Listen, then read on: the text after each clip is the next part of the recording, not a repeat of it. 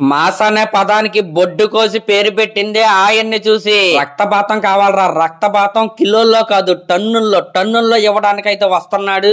Megastar Chiranjeevi గారి నుండి ఎలాంటి సినిమా అయితే ఫ్యాన్స్ కోరుకుంటారో అలాంటి సినిమా అయితే పడబోతుంది. అసలు ఏంటంటే జస్ట్ అనౌన్స్మెంట్ పోస్టర్ కి అసలు ఏమన్నా కిక్కిచ్చారో ఒక్కొక్కడికి పూనకాలు వస్తున్నాయి. అక్కడ ఆ అనౌన్స్మెంట్ పోస్టర్ లో ఒక క్యాప్షన్ అయితే పెట్టారండి, he finds his piece in violence అంట.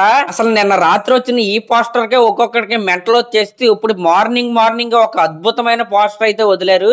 అసలు అది చూసిన తర్వాత అయితే ఈ సినిమా ఎప్పుడెప్పుడు చూస్తామా అనే విధంగా అయితే ఉంది. అసలు చూడండి ఈ పిక్ అయితే ఏ లెవెల్లో ఉందో. మన డైరెక్టర్ శ్రీకాంత్ ఓడెలే గారు అలాగే మన మెగాస్టార్ చిరంజీవి గారు చేతులకి బ్లడ్ అయితే పూసుకుని ఫోటో అయితే పోస్ట్ అయితే చేశారు. ఇంకా జరిగేది రక్తపాతమే.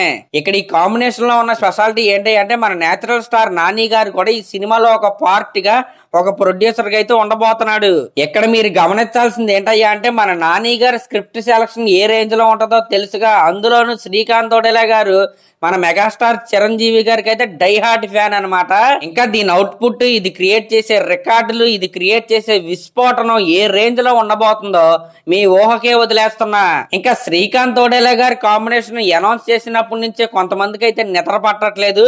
ఇంకా ఈ సినిమా తర్వాత మెగాస్టార్ చిరంజీవి గారు చేయబోయే డైరెక్టర్ల పేర్లు చెప్తే అస్సలు పడుకోరనమాట. వాళ్ళు ఎవరయ్యా అంటే మన మెగాస్టార్ చిరంజీవి గారికి ఇంకో డై హార్ట్ ఫ్యాన్ అయిన సందీప్ రెడ్డి వంగ.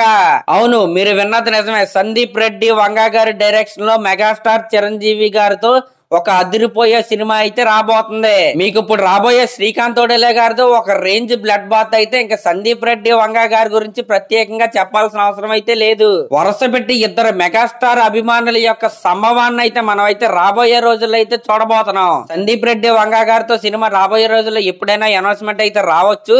ఇంకా ఈ రెండు సినిమాలు కాకుండా అనిల్ రావుపూడి గారితో ఒక సినిమా అయితే లాక్ అయితే అయింది మెగాస్టార్ గారికి. అనిల్ రావుపూడి గారు అంటే హీరోయిజం ఎంత ఉంటుందో ఎంటర్టైన్మెంట్ కూడా అలాగే ఉంటది. మన మెగాస్టార్ చిరంజీవి గారి కామెడీ టైమింగ్ ని పర్ఫెక్ట్ గా యూజ్ చేసుకున్న డైరెక్టర్ అయితే ఈయనే అవుతాడని నేనైతే అనుకుంటున్నా. ఇప్పుడు శ్రీకాంత్ ఓడెలే గారి తర్వాత అనిల్ రావుపూడి గారితో చేస్తారా లేకపోతే సందీప్ రెడ్డి వంగతో చేస్తారా అనేది మనకు రాబోయే రోజుల్లో క్లారిటీ అయితే రాబోతుంది. అంటే వరుస పెట్టి డ్రీమ్ ప్రాజెక్ట్స్ అనమాట మెగాస్టార్ గారి ఫ్యాన్స్ కి అయితే. ఒకవైపు విశ్వంబర, దాని తర్వాత శ్రీకాంత్ ఓడెలే, దాని తర్వాత సందీప్ రెడ్డి వంగ, దాని తర్వాత అనిల్ రావుపూడి, ఇలా వరుస పెట్టి ఎర్రకొట్టబోతున్నాడు మన మెగాస్టార్ చిరంజీవి గారు. నాకైతే నిన్న వచ్చిన పోస్టర్ చూసినా ఈ రోజు వచ్చిన పోస్టర్ చూసినా నిజంగా చాలా గట్టిగా కొడుతున్నావు అనిపిస్తుంది.